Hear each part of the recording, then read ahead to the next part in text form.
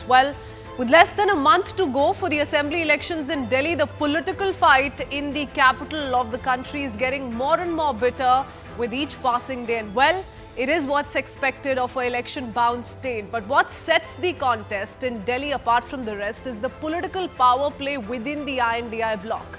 While much of the last few days has been about allegations and counter-allegations flying thick and fast between the BJP and the Aam Aadmi Party, in a sudden turn of events, Rahul Gandhi, while sounding the poll bugle for the Congress, during an election rally in Delhi, launched a no-holds-barred attack against not just the Prime Minister, but also against AAP convener Arvind Kejriwal. It's a known fact that the AAP and the Congress have let go of their INDI born homie for the assembly elections. But who would have thought that they would end up looking like each other's sworn enemies more than that of the BJP?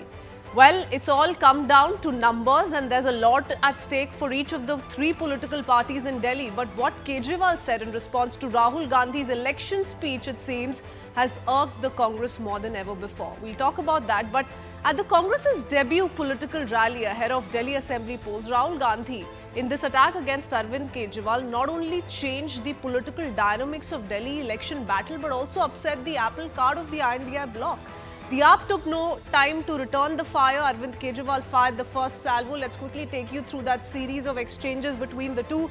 Rahul Gandhi accused Kejriwal and Prime Minister Modi, both saying they both use similar propaganda tactics of making false promises without meaning to fulfill them. Kejriwal defended this move only for the Aam Aadmi Party and said Rahul's criticism by claiming that his visit to Delhi was marked by personal attacks was nothing but propaganda on part of the Aam Aadmi Party. So that's the clarification that came in from Arvind Kejriwal, who said that there is BJP Congress that are hand in glove, that both of them in fact are supporting each other in this battle, and Rahul Gandhi, of course, maintaining that Kejriwal is no different from Prime Minister Narendra Modi. Rahul Gandhi's criticism, remember, has also been that pollution, corruption, inflation have all been on the rise in the national capital. As for Arvind Kejriwal, he says it's Rahul Gandhi's fight to save the Congress. He's fighting to save the nation, but Rahul Gandhi is only fighting to save his party. Rahul Gandhi further said Arvind Kejriwal is silent on caste census. That's an attack he held against the Prime Minister as well. But Kejriwal's sharp rebuttal to that has been that his fight is to save the country, like I said. So he's really bringing down the entire political narrative of the Congress to just being about saving the political party.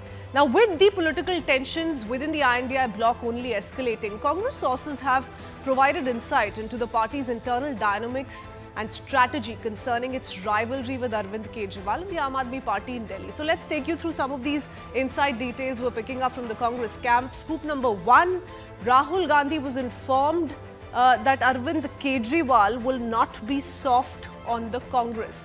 The next big scoop has been that the Congress communicated to Rahul Gandhi to not be soft on the Aam Aadmi Party, given the Aam Aadmi Party's plans in place this election season. So the Congress wants to give it back with equal force. The next insider scoop is that Congress candidates want an aggressive campaign against the Aam Aadmi Party, and that, viewers, is coming from a place of survival. Like I said, it really is a survival battle for the Congress party. More news coming in on how Congress wants to raise the CAG report to target Kejriwal, and like I said, that means that this becomes enemy number one for the Congress party. The voting pattern in Delhi also has consistently stood out from the other states, which reflects a clear distinction between Lok Sabha and assembly elections. Unlike other states where the same party often dominates both elections, Delhi voters have shown a trend of voting differently in assembly and Lok Sabha elections. Let's now talk about the 2020 Delhi assembly elections. BJP won 8 seats out of the 70 and secured a significant smaller share compared to Aam Aadmi Party's dominance. The AAP won a landslide victory of 62. So that's the big chunk that favored the Aam Aadmi Party. This is, of course, as far as projected seats in 2024 are concerned. Now, this is assembly segments that we're talking about, viewers, and that's what can be zeroed in on when it comes to the Congress's performance compared to the Aam Aadmi Party. So, if you talk about the 2020 assembly results, 0 for the Congress as has been the case in the next election cycle. But for the Aam Aadmi Party, it was a 62. It's a good number in itself if we talk about the assembly elections. And the Lok Sabha results, remember, 8 seats to the Aam Aadmi Party. So that's how it looked like if we compare it to the 2024 results, and which is once again something that makes us ask what's at stake really for the Congress and the Aam Aadmi Party really. If the Congress gains, who loses out, and whether or not this constant tussle between the AAP and the Congress is only going to mean advantage BJP, and who's going to really eat into which vote share. So as far as vote share is concerned, we'll talk about those figures as well. In 2020 assembly results, the vote share of the Bharatiya Janata Party was 38.51%. An interesting fact here is that the BJP's vote share has not really seen a huge difference election after election. As for the Aam Aadmi Party, a splendid 53.57%, and the Congress being reduced to 4.26%. From 40+%, in the bright good days of the Congress to being reduced to a single digit of 4.26%. That's been the story for the Congress Party.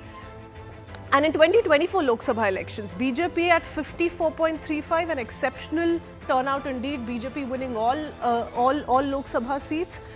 The Aam Aadmi Party reduced to 24.17%. As for the Congress, it's been a marginal gain. But again, this gain perhaps is at the expense of Aam Aadmi Party's loss. So that's one concern that both the Congress and the Aam Aadmi Party are weighing in on. And that's why we talk about how, while we're seeing the split, all-out split between the Congress and the Aam Aadmi Party, is this a result of real rivalry, or is this a poll gimmick? And who really is it going to advantage at the end of the day? We'll take that up with our guests in just a bit. But before that, the top voices.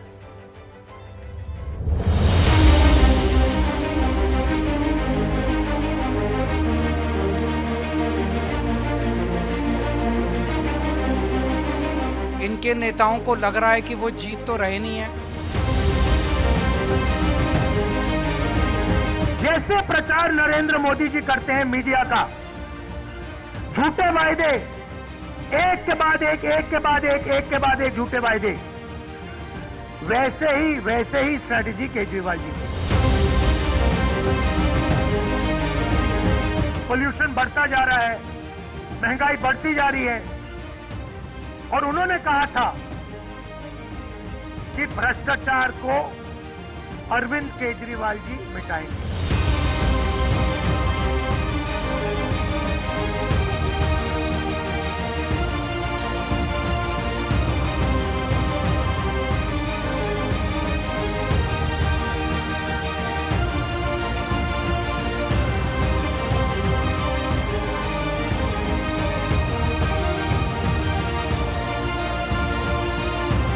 Mission कुछ नहीं, केवल corruption, अपना ambition और तुष्टीकरण।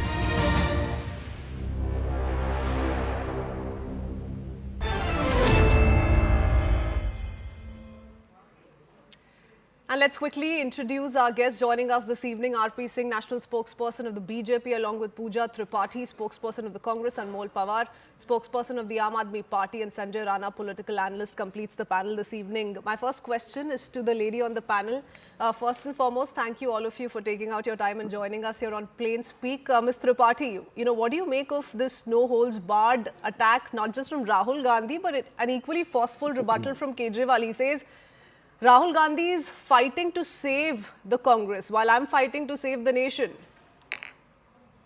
And how is he actually fighting to save the nation when Delhi was gasping for oxygen, when there was a long queues across the cremation grounds, when there's an acute health emergency? This person who claims he's fighting to save the nation built a Sheesh Mahal worth 37 crores, 5 times the official estimates.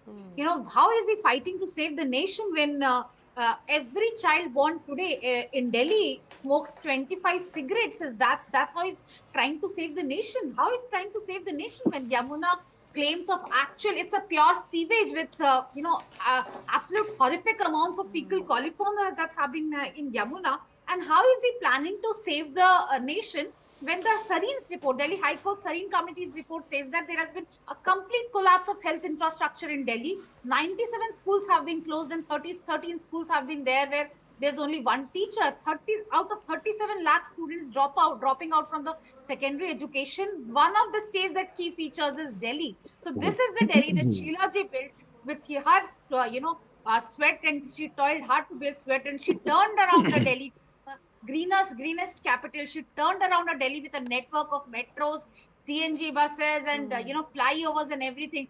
This is Sheila ji's Delhi, where she for 15 years she never complained that LG हमें काम करने नहीं दे रहा है. A person who came on the pretext of person who came on the ride of anti-corruption wave, 70 pages लेकर चलते थे. It seemed that Sheila जी के पास मेरे पास सारे सबूत हैं. 10 years down the line, not even one single sabut by Arvind Kejriwal, and half of his cabinet is in jail. So I don't know how is he planning to save the nation by giving one bottle free.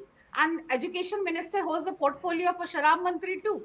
I think Kejriwal is living in some la-la land. And having said that, Congress is not a NGO. Congress is not here for some charity work. We are a large second, biggest political party in opposition, and we are here to fight elections. And we will ask questions for the sake of people of Delhi, because people voted for you on the pretext, on the issues of anti-corruption. People voted you for governance. People voted you for health. People voted you for education, and you delivered absolutely nothing. And that's where we are asking the questions. And elections, we will ask questions to the one in power. And Kejriwal. And I do want to ask you, Ms. Tripathi, a follow-up question on what Congress's political narrative or political promise is going to be around this election. But I'll let the others come in before I let Anmol Pawar respond. Mr. Rana, what do you make of the equation that is being shared by the Aam Aadmi Party and the Congress? Not very different from what we've seen, the back and forth between the TMC and the Congress. They say that we'd come together for Lok Sabha. We didn't see that, in fact, with the TMC and the Congress in Lok Sabha as well. But different regional ambitions, different national ambitions. Everybody's, in their comfortable position saying that this was an alliance only formed for Lok Sabha elections. But is it as simple as that? Because there's a lot at stake here, clearly. 10 years of Aam Aadmi Party, Sheila Dikshit ji was the CM for 15 long years, but the Congress subsequently had 0 seats to themselves. So I think you're on mute. My apologies. Yes, I was on mute. I'm sorry for that. And good evening from my fellow panelists. When you talk about the Congress, no doubt it's a national party, and they have been struggling to come into the power from last, I would say, from 2013. And if you look at the vote share, anyway, you have showed the vote share is right now is 4.2%. I'm talking about referring to 2020 election.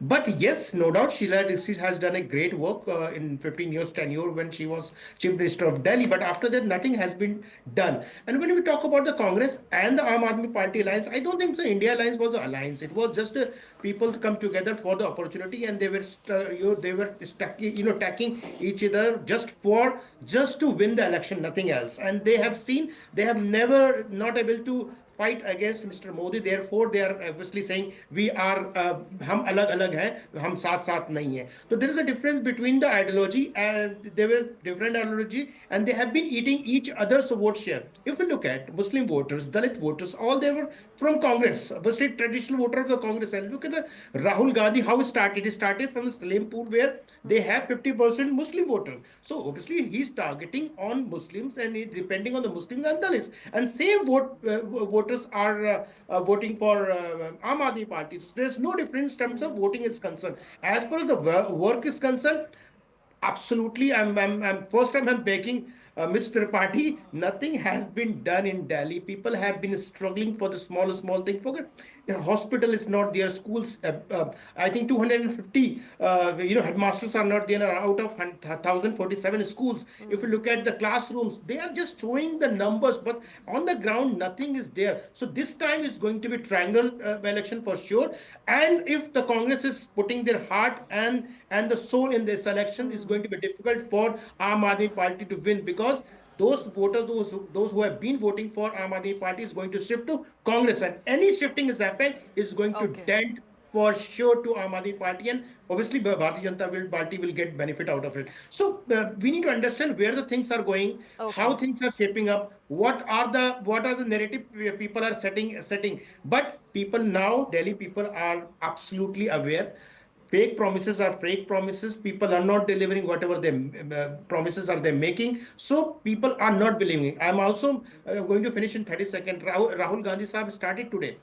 He is not having a single narrative or agenda for the Delhi. There's nothing.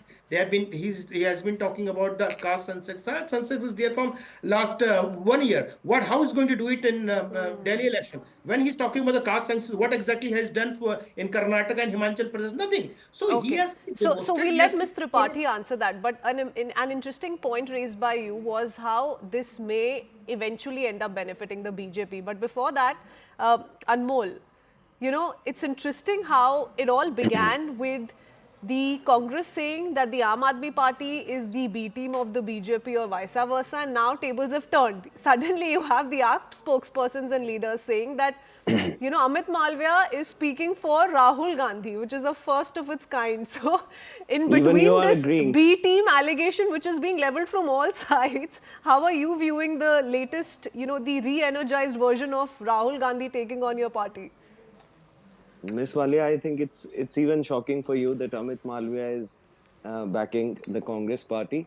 And Rahul Gandhi, much like the BJP leaders, has done nothing except hurling abuses at Arvind Kejriwal. And we have seen in the past that how Congress remained silent on Ramesh Biduri's offensive remark again about Priyanka Gandhi and the CM of Delhi, Atishi ji, as well as Pravesh Verma distributing money, gifts, and glasses to the people. Yet it is the same Congress party who opposed the welfare schemes like Mahila Samman Yojana and Sanjeevani scheme. So it is clear that the Congress and BJP both are working together. No, but do you think you while made the bigger Bharatiya- enemies? I'm asking you this because up until now we saw at least a seemingly low-key campaign on part of the top leadership of the Congress. The state leaders, yes, extremely aggressive, energized in taking on the Aam Aadmi Party, but there was a sense that we were getting from the party high command that, you know, go easy on the AAP. But that's not the case anymore if we go by what Rahul Gandhi said. So what have you done to irk Rahul Gandhi to the extent that he is willing to make you enemy number one is what I'm asking. Miss Walia, he's trying to save Congress in Delhi, but it won't happen because their presence is irrelevant in Delhi. They have no real issues to address, and even fielding 70 candidates would be an uphill task for them this time. But what is interesting is that even the Bharatiya Janata Party wants that the Congress must remain in Delhi to some extent because it serves their purpose. Because they have a consistent track record. You have seen how the Congress helped the Bharatiya Janata Party win Maharashtra election, Haryana election. ये जो काबिलियत है ना कांग्रेस की जीता हुआ चुनाव हारने की, ये भारतीय जनता पार्टी इस मौके को गंवाना नहीं चाहती. तो in Delhi, कांग्रेस का हाथ भारतीय जनता पार्टी के साथ. And some of your panelists said that what have we done in last 10 years? In last 10 years, we have built 25,000 new classrooms. We have built 39 new flyovers. We have built 530 new mohalla clinics. We have built several hospitals. We have built 10,000 kilometers of roads, 7,500 kilometers of sewer pipelines, 6,800 kilometers of water pipeline. And I'm challenging all the panelists present on the panel today. I'll just name 5 flyovers, 5 university, 5 school and 5 hospital. And I challenge them कि अगर वो एक-एक का भी नाम ले दे.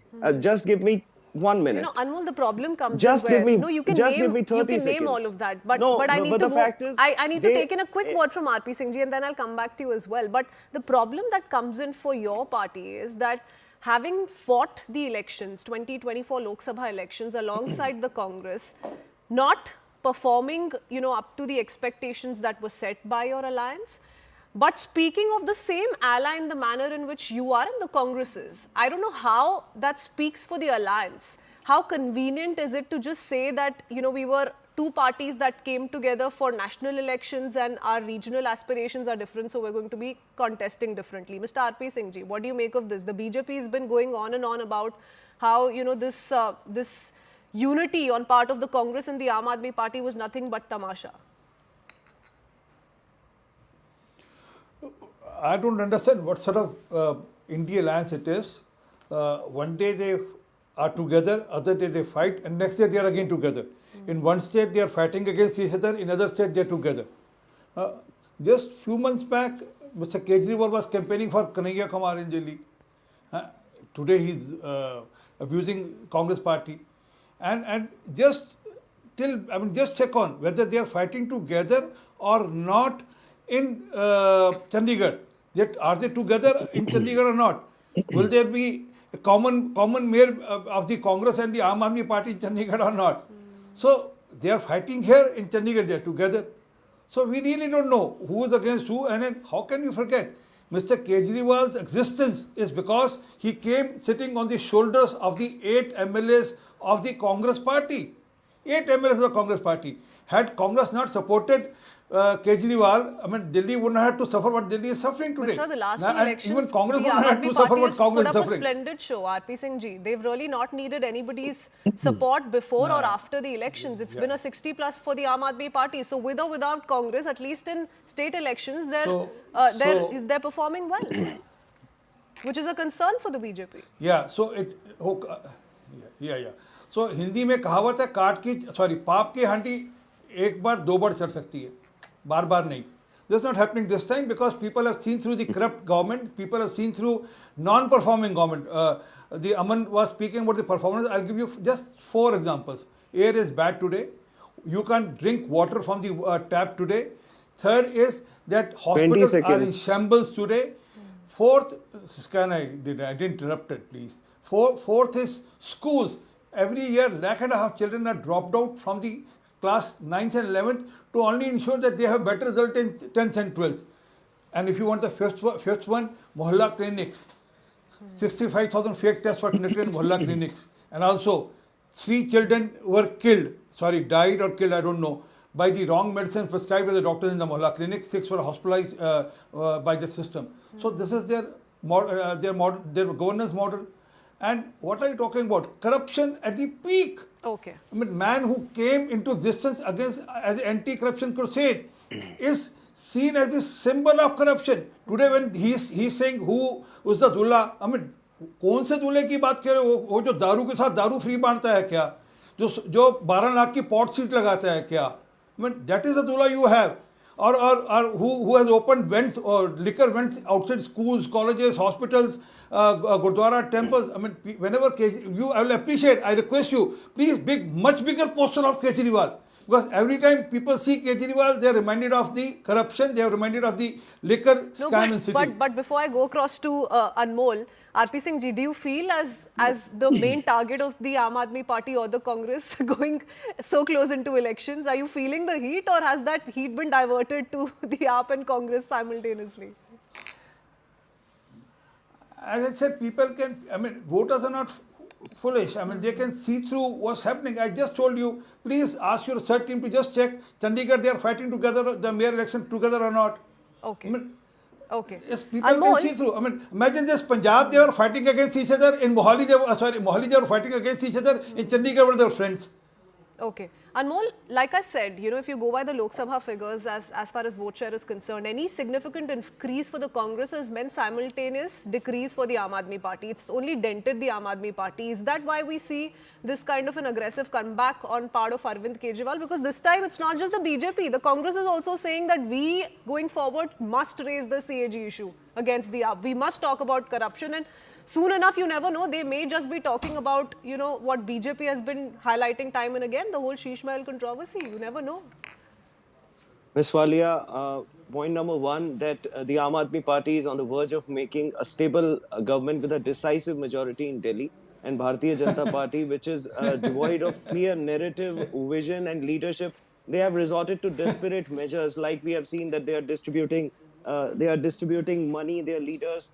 Pravesh Verma, see how they are distributing these bed sheets, they are distributing money, bribing voters 1100 rupees, how they are resorting to making applications from the residences of the member of parliaments and ministers of Bharatiya Janata Party.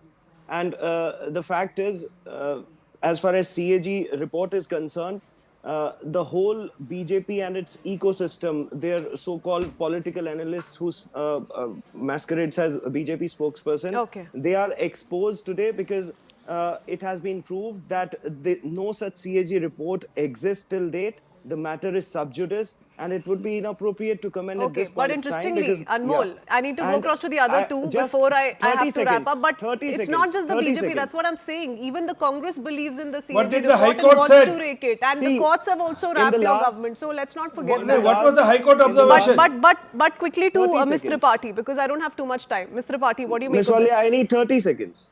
Okay, quickly, 15. I'm going to Yeah, cut yeah. that down to 15. Yeah, yeah. I don't have too much time, Anmol. Go ahead. Yeah. I'm challenging all the panelists today. Answer on I'm the High Court telling you- observation I'm on the telling you that CAG we have report. We have made 5 flyovers: Mukundpur, Jagatpur, Balaswa, Mayur Vihar, RTR. I am naming 5 out of 39. The 5 Which universities was the one? we have Which made: was the one you Delhi started? Skills, Delhi Sports. Which was Delhi the one you Teachers, started? Netaji Subhash Ambedkar. Name one which you 5 started, out which of- you initiated. Out of 700 Name schools, one I'm which naming you 5. initiated. School of Specialized I Excellence. give a challenge. Rohini Sector Give 23, name one Sector which you 18, initiated. Kohat Enclave, Dwarka, IT Extension. And the 5 hospitals out of the 24 which we have made: Ambedkar, Buradi, Indira Gandhi, Dwarka, Madhepur, Jwalapuri. And I challenge you, Mr. RP Singh, एक का नाम बता दो, मैं debate छोड़ के चला जाऊंगा। झूठ बोले कौवा काटे। भाजपा ने एक बनाया हो तो बोले बताओ। कौवा Well, काटे। because it's very Name- evident that name corruption one pretty much is the Bhajpa ne central एक भी theme बनाया of हो this तो election. बताइए। एक भी बनाया हो तो Both you बताइए। gentlemen, I'll have to quickly go झूठ across मत to the बोलिए। other two and then wrap up बारात this खड़ी debate. है और आपका Before दूल्हा that, गायब है। before I go across to Pooja for the last words, Mr. Rana, 10 years of anti-incumbency that the Aam Aadmi Party is facing, who do you think is in the best position to cash in on this opportunity? 30 seconds and then I need to go across to Pooja. Yeah, absolutely. For the Congress, is a wonderful opportunity to attract their voters who has been moved from them to Aam Aadmi Party. And when we talk about the Aam Aadmi Party, they haven't done anything. He was talking about 10,000 meters तो आप roads. बता That दो, means Rana 1 जी, आप kilometer. बता Hang दो। on, dude. Dude, Why hang on. don't you I name was a- not interrupting No, you are- you. Anmol, Just please, don't let's jump in not between. do this. It's not a shouting match. I will Let him speak. expose I you, have brother. limited I time. will expose you. 10,000 meters. That means 10 kilometers in 10 years. He was talking about the flyovers. He's not started a single flyover so far.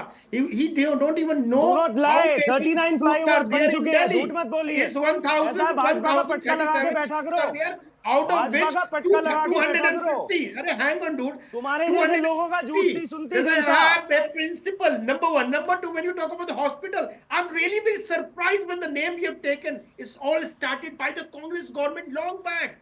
I challenge you. Name a single hospital made by BJP. Name a single hospital made by BJP. Okay, gentlemen, I need to quickly go across to Pooja to just be fair. Pooja, it's a do or die battle for the Congress. There are a couple of projects that have been listed both by the Aam Aadmi Party, and Mr. Rana is also speaking of a few that were initiated by the Congress. But there's not much to lose here for the Congress really. How is the Congress best placed to hope at the moment that it's going to be able to come in and make an accurate move as against the Aam Aadmi Party, going into how the Aam Aadmi Party is poised for anti-incumbency? I think, Ms. Walia, Delhi's electorate is very smart enough. Delhi electorate see through the Kejriwal's furgy claims, fake claims, the Sheesh Mahal claims, the Yamuna नहीं, claims. but आपको चुनावी मुद्दा क्या है, Pooja? Quickly. The चुनावी मुद्दा यही है कि आम आदमी party, which came on the ride on the waves of anti-corruption, is the most corrupt party today. Just now, my आम आदमी panelist was naming something. Kejriwal जब 2014 में आए थे, उन्होंने कहा था 70 विधानसभाओं में मैं 70 कॉलेज बनाऊंगा. Not even one seat has been increased in central quota in central universities. I just quoted, they may deny the CAG report, but I just quoted Sareem Committee's report, which is out there in open. Supreme Court and NGT has, warned them on 38,000 metric tons. Pooja, to that I just want to say, why were you not thinking of all of these things going into an alliance with them before the 2024 Lok Sabha elections? Were those elections not as important as the 2025 assembly elections? And that red line today is being drawn by the Congress because it's a survival battle for the Congress, because that perhaps is the last option that's left in front of the Congress to come back or be of any significance in the national capital. But let's see how this plays out. Gentlemen, Pooja, many thanks for joining us this evening. That's all the time we have. We head into a very short break with that. On the other side, viewers, we tell you how Kho Kho World Cup 2025 is officially kicked off in the national capital. It's the inaugural event, this time being hosted by India. We take you through the details of the breathtaking opening ceremony and the schedule this World Cup as well. We'll be right back.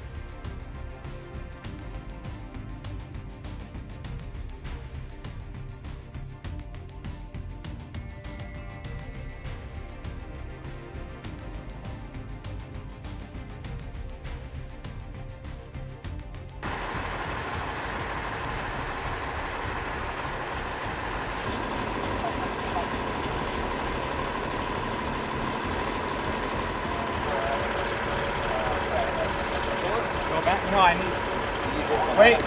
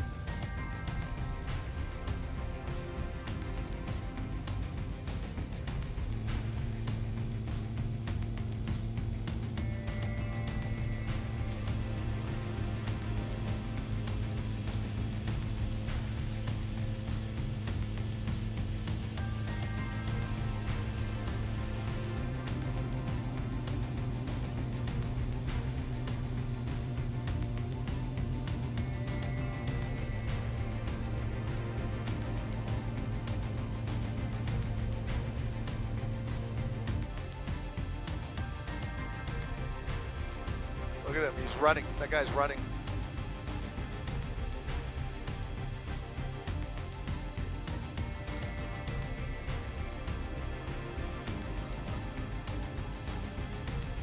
Copy that.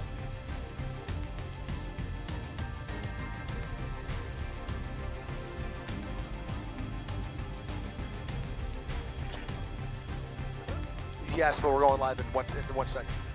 30 seconds. Yeah.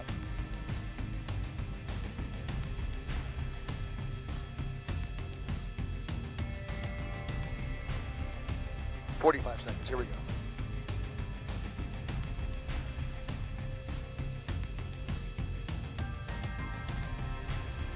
You got it.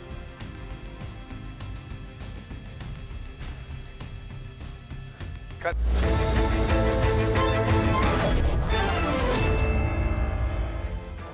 Welcome back. It's an interesting time in Indian sports as we're no longer limited to being called a cricketing nation alone, and there are reasons more than one to believe the same. Viewers, New Delhi is hosting the first ever edition of Kho Kho World Cup. The inaugural edition is witnessing the participation of 23 nations and is taking place from the 13th to the 19th January at Indira Gandhi Indoor Stadium.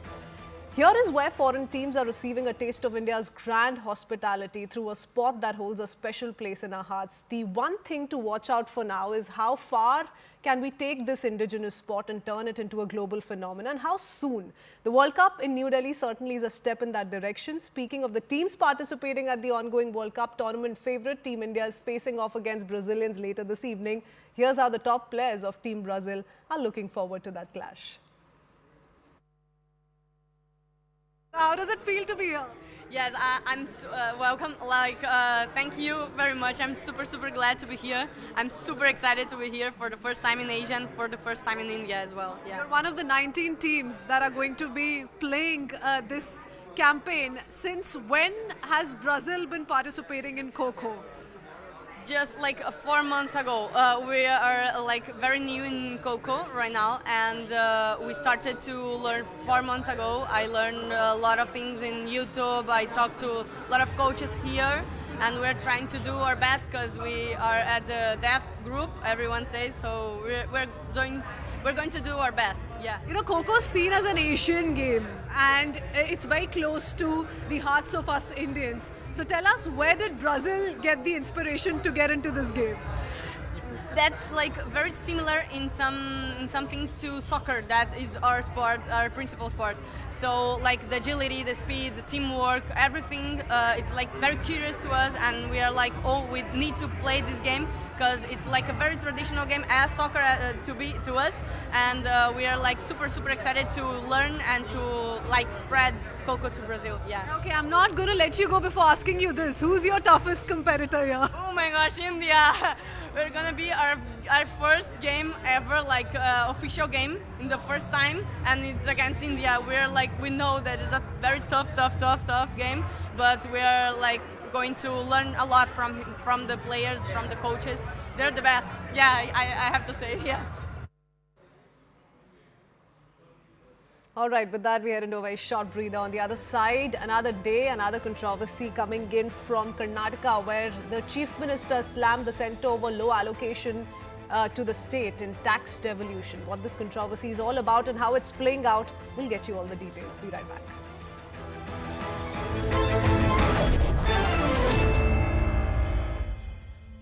Co-powered by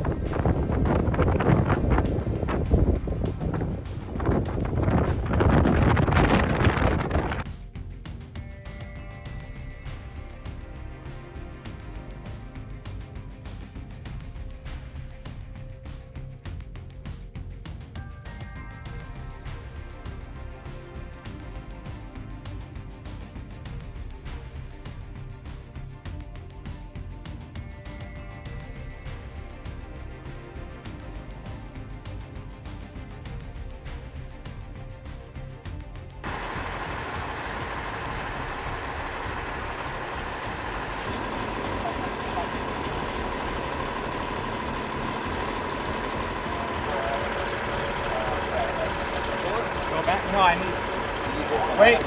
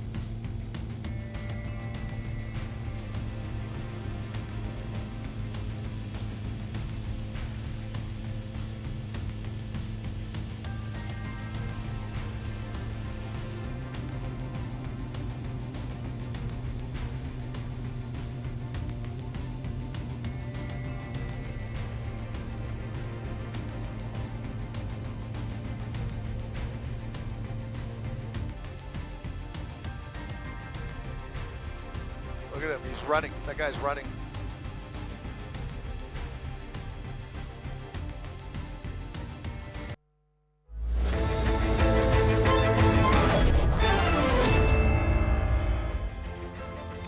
Welcome back, viewers. A few days ago, we told you how the union government released a total tax devolution of 1.73 lakh crore to states as against the devolution of 80,086 crore in December 2024.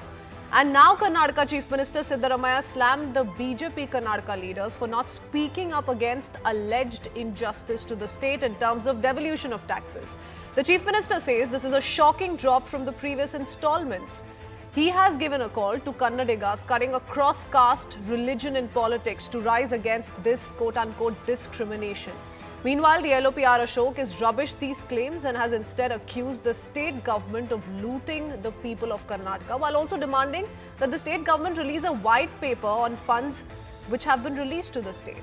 Before we talk about that political fight brewing in the state, let's also place before you the facts that we have managed to unearth. Remember, tax devolution refers to the process of distributing the central tax revenues between the centre and the states in India. This process is crucial in ensuring that states receive an adequate share of the taxes collected by the union government to meet their own developmental and financial needs.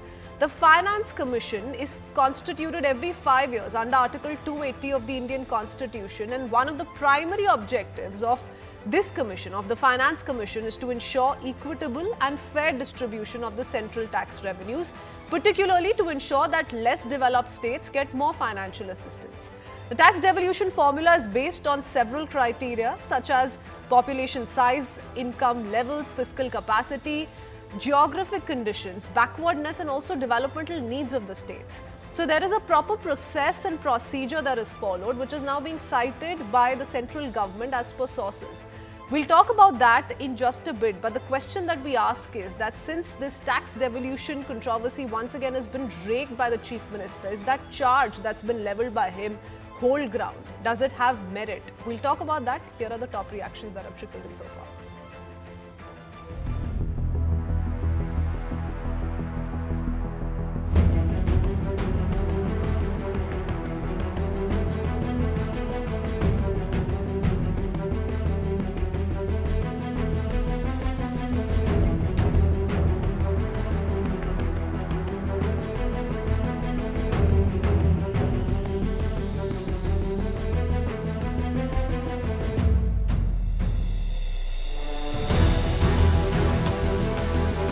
Read the white paper. Don't wrong things, false allegations. No false allegations.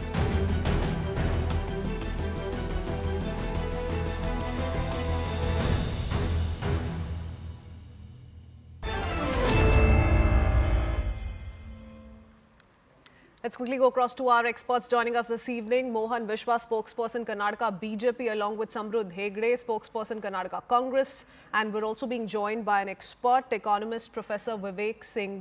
Very good evening to you all, gentlemen.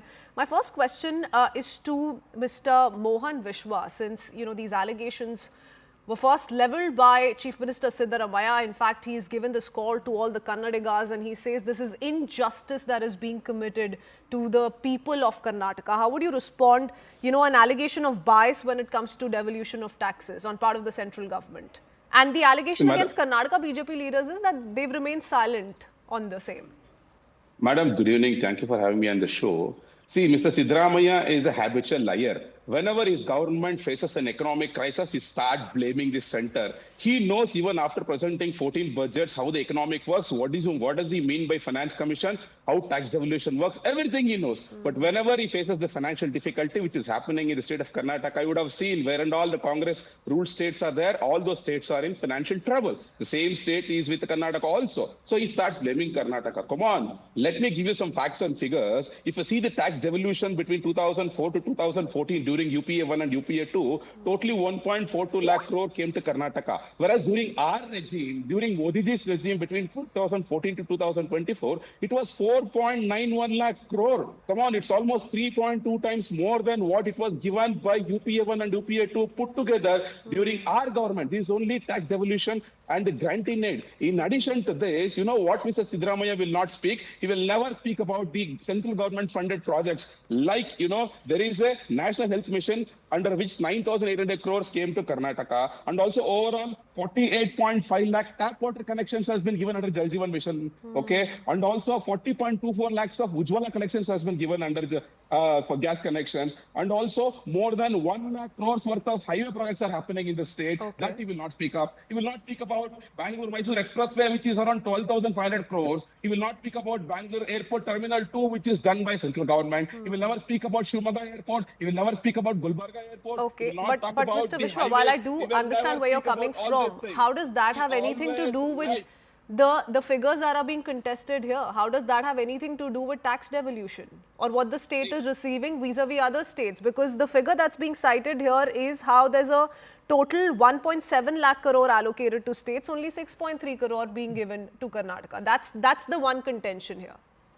See, as you rightly said at the beginning of the program, you clearly quoted about finance commission. How does it work? Starting from first financial commission to 16th finance commission. It is totally an independent body. You know, it was the first financial commission came under the, the guidance of Dr. B.R. Ambedkar. He was also there in the finance commission. So later on, it got added. So the tax will be divided based on the population, geographical area and all. And also, let me give you one more figure. During UPA 2 era, when Raghuram Rajan was heading, when he was heading in 2013 September, the tax devolution to Karnataka was reduced from 4.13% to 3.73%. It was under their own government. So why did they never spoke up then? And also during 15th Commission financial meeting, when the finance committee came to Karnataka, Mr. Siddaramaiah never attended the meeting. Even there also there was an issue. He never presented the case. So it is his fault. Whenever his government comes under economic trouble, he starts blaming. Even he knows how financial commission works, how we have done. And also, let me tell you point blankly, it has been very clear during the leadership of Modi ji. Okay, very interesting you raise that point, because apart from the process procedure that has been cited by me already, what the central government is also opining, Samrudh, is that the Chief Minister himself skipped some of these meetings and did not succeed in proposing or making submissions to the Financial Commission. So in what capacity is he raising those questions with the central government today? Because we do know that devolution of taxes is done on the basis of the recommendation of the Finance Commission. So firstly, let me tell you, so does that mean that they can mete out as much injustice as they want if the Chief Minister doesn't attend a meeting? What kind of logic is this? Please, the Karnataka state government has put forth this proposal before the Finance No, but Commission. I reiterate, Samrudh, all of this is done by the Finance Commission. Yes, definitely, listen, please listen. What we are witnessing in Karnataka today is not an economic, but a moral, ethical, political and intellectual bankruptcy on behalf of the BJP. They have 18 MPs, they have 4 ministers, and not one of them has the spine to raise the issue of injustice being done to Karnataka. Now let me back it up with facts and figures. In the recent devolution of 1,73,000 crores, Karnataka received around 6,300 crores. That is around 3.5%. Now tell me, we are receiving as much as about Jharkhand, despite having much larger population and a much larger area. Karnataka contributes 8.4% to the national GDP. We are second in GST collections. We contribute 4 lakh crore in taxes to the central government, and we receive how much? 44,000 crores. For every 100 rupees, we're receiving 12 to 13 rupees. But don't you think, Samrudh, you're challenging the process and the procedure here there? Because this is a progressive tax distribution system that's followed. The states with low capita are given more funds, and that's being done to ensure a certain balance. Definitely, but then we have to... Can you compare a Karnataka to, let's say, a Jharkhand? That's what the central government is doing. Despite us having a much larger area and much larger population, they're giving us similar funds to Jharkhand. So you'll have to see that. We'll have to see the percentage. Okay, I'll let the expert come in. Just one fact I'll have to put forth. In 2018, we received 44,000 crores. And in 2024, we're again receiving 44,000 crores despite the union budget doubling. Is that fair? Isn't that injustice? What we are demanding is simple. Fairness over favoritism. Progress over politics, and we're just demanding our rightful share. Okay. Professor Vivek, where do you stand on this? And before you take a side, you pick a side or you tell us where facts lie, whose argument really has or holds water, tell us about the process and procedure that's followed. Let's settle this once and for all. There are several aspects that have been cited by the Chief Minister. He's not just stuck to the numbers or the figures here. He's also spoken of how, despite, you know, a huge tax collection on part of the Congress or the government in Karnataka, what they're getting in return is minimal, right? So they're talking about how this is or should not be a consumption-based model. So tell us, where do we look for facts here? Yeah, Kristinji, actually it's a matter of data, economics and politics.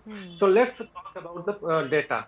So first of all, if we have to understand the picture, then we have to understand it in totality. So as far as the Karnataka government is saying, so as far as there are so many controversies, but recent controversy is regarding the tax devolution of 1.73 crore rupees in this month. Yeah. So actually, as far as the data is concerned, there is no doubt, because as far as the allocation is concerned, it's based on many factors like GDP, per capita income, backwardness, state population, geographic area. So all these things are being considered. So on the basis of that, UP has received 31,000 crore rupee, Karnataka 6,300 crore rupee, Gujarat BJP ruled state 6,000 crore rupee, even West Bengal 13,000 crore, and Punjab 3,100 crore. So there, when you see at the totality, I don't think that there is any discrimination. But two aspects are more. So as you know that in the budgetary allocation, 45,500 allocation was there for the Karnataka, and it's known to the Chief Minister of Karnataka. But right now he is playing the politics. So two data I will like to also present. First is that in from 2002 to 2024, to 2004 to 2014, UP government under the leadership of Dr. Manmohan Singh, 81,700 was being given as a tax devolution, and in 10 years during the tenure of the Modi government from 2014 to 2024, 3 lakh crores are being given to the Karnataka. And as far as bank aid is concerned, in 10 years during the tenure of the Manmohan Singh government, 60,000 was given. Now it's being given 2,400 lakh crore. So as far as the allocation is concerned, just one point I will like to tell, that as far as allocation is concerned, Finance Commission is an autonomous body, so it has to take the decision on the basis of logic and rationality, and it has taken the decision. And as far as the most important thing is that if you have made the promise to the state government, to the people of the government, and you are not able to manage your funds, you are not able to manage your revenue to the state government, and if you are not able to control the inflation, that is not a problem of the central government, that is the problem of the state government. So ultimately, I don't think that Finance Commission is an autonomous body. It's doing its work on the basis of equity. It's performing, and all the states are being given the equal share. So there is no. So once again, a follow-up question, Professor Vivek. Are you telling me the entire process, you know, the entire tax devolution formula is different or has different norms to it when it comes to application in different states? Actually, because the Finance Commission is an autonomous body, so it has to be as per the rules and regulations. But I am saying, and on the front, that there is no evidence in the history of the country that the tax devolution is done on the basis of the revenue generated by any state. So that is the fact that we have to accept. So whatever GST contributions are made, however much funds are going from Karnataka to the national exchequer, that has no direct bearing on the tax devolution, is what you're saying, Professor? Right. Okay. Now, how would you respond, Samrudh? I think it can't get simpler than that. You know, the Chief Minister has been citing all of those figures, that here's how much we're earning, here's how much money we're making, this is our GST collection, we're a healthy state, you know, this is the kind of amount that we're submitting to the National Exchequer, but that has nothing to do with what the Financial Commission decides. Ma'am, we are only asking for the same formula to be applied to all states. Why isn't the same formula being applied to all states? So let them have a different handbook. One handbook for BJP ruled states, one handbook for Congress ruled states, and then let them devolve. No, but Professor Vivek just cited the example of Gujarat, for instance. Exactly. 6,000 crore for Gujarat as well. I think they're also in a very healthy fiscal condition as of today. You have to see the position, you have to see the population, you have to see the other factors, and we are not getting back what we deserve, how much we are contributing. You'll have to look at that, the same formula. We just spoke about that, Samrudh. We just spoke about how this has got nothing to do with how much you're contributing to the National Exchequer. No, it's not just, but there has to be a same formula being applied to everyone. Okay, I want to go across to I want to go across to Mr. Vishwa, but before that, sir, do you want to, Professor Professor Vivek, do you want to quickly respond to Samrud and what he's saying? Do you make sense of his arguments? The fact is that even Punjab is not a BJP state ruled state. 3,100 is being given. West Bengal is not a BJP state ruling government. So it's a 13,000 is being given. So ultimately, you cannot say that it's on the basis of the judgmental means there is biasness. Nothing is biasness on the basis of the decisions of the Finance Commission. It's being taken, and there are so many factors which are being considered. But one factor that you were citing, that the revenue generation is not being taken at all. Is there a uniform economic formula that is being applied? Can I come in, please? The same formula applied by I'm coming to you. Professor government, and the same, the less you were given as a state. So right now you are getting more on the basis of that. So you cannot say that there is discrimination. Ultimately, there is no discrimination. But if you want to play the politics, okay, same rules apply to one and all. And he's given the example of Punjab and West Bengal, opposition ruled states. Samrud, Mohan Vishwa wants to come in. Mr. Vishwa. The problem with Congress is till 2014, for 67 years, they never wanted to change the formula. Now, for 10 years, when Modi ji came into power, they want to change the formula. See, this is what their argument, they are making it. That is, that nobody can accept it because it's a Finance Commission separate body. The second point which I want to make is, he don't have an answer for what Raghuram Rajan did to Karnataka. That he never answered. One more thing, see, I will tell you one more figure. For 8 years, between 2014 to 2022, the rural development got 33,000 crores, urban development got 13,000 crores, then Prime Minister Garib Kalyan Yojana got 19,000 crores, and also Jal Jeevan Mission got 24,000 crores, Narega got 34,000 crores. Since he brought Jharkhand into picture, come on, Karnataka's population is more than Jharkhand. I will agree whatever logic he says. All these numbers were never captured by Siddaramaiah, and he will never say. He will never ever say the government central sponsored scheme which is coming to the state from past 10 years. He speaks only about the tax share. Come on, what kind of logic is this? When you make an argument, when you make an allegation, you should consider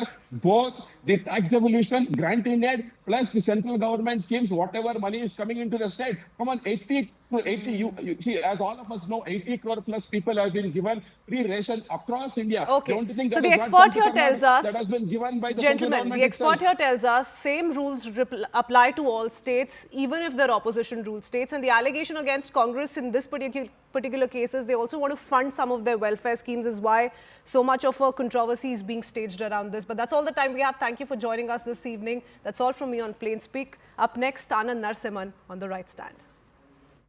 Green Lamb Laminates presents CNN News 18 Primetime Studio.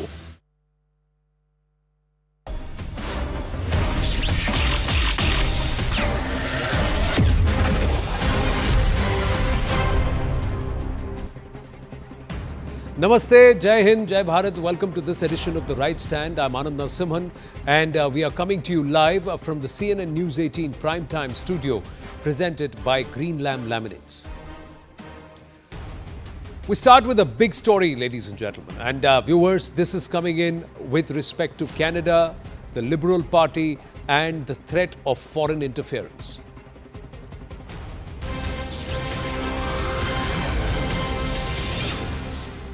Our Security Affairs Editor Manoj Kumar Gupta getting us the story. The Liberal Party leadership vote is on the 9th of March to pick Trudeau's successor. The vote is under Canadian Intelligence Agency's scanner because Canada's Elections Intelligence Task Force of the CSIS and the RCMP, they will be keeping a very close watch on the Liberal Party leadership vote on the 9th of March. The reason? The Liberal